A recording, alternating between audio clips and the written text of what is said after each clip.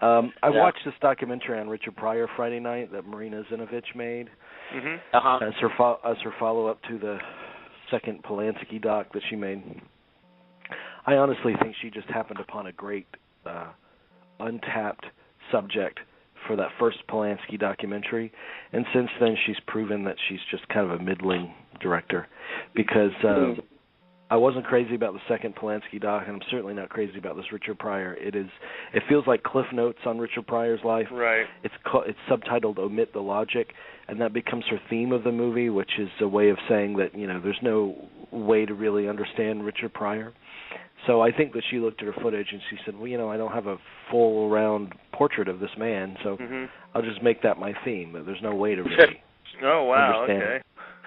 And we know his life. We know his life pretty intimately already. I mean, he even told it himself in JoJo Dancer. Right. And it wasn't. He was one of the most honest people in terms of the demons he was facing for the most part in his stand-up. But it's an hour and 20-minute documentary about Richard Pryor, and there's very few interviews with people that actually should be in it. I kept watching it and thinking. I wish Spike Lee had directed this. And if Spike Lee had directed it, we would have had interviews with people like Eddie Murphy and more people that were more intimate with Pryor. It seems like from what you're saying, just lazy storytelling. Yeah.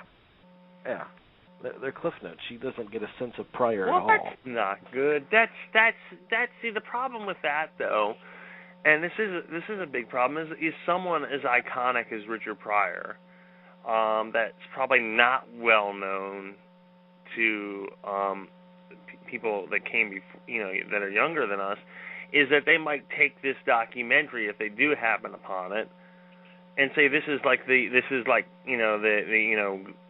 be all end all of Richard Pryor, and that would be a shame from what you're saying. Well, and it's not really that funny either. So you can't boy, really tell why he's funny. Yeah, that's really major. bad. If it can't get his humor across to you, then really, what's the point? Yeah, if you make a documentary about a comedian and it's not funny, there are issues right there. There was only one part that interested me that I was fascinated by. After his episode where he burned himself almost to death. Yeah. Oh my God. He went back and he did the concert film live on the Sunset Strip. So there's footage in that movie. The concert that you actually see now came out in 83 or something. Is the second go around of him trying that material. The first go around, he failed miserably. And there's footage of him up there, and he knows that he's failing, and he starts to talk to the audience and say, "I'm just not feeling it tonight. I'm not doing well," and he's so uncomfortable, and then he just walks off the stage. But then he comes back the next night and he absolutely kills it. That was interesting to me.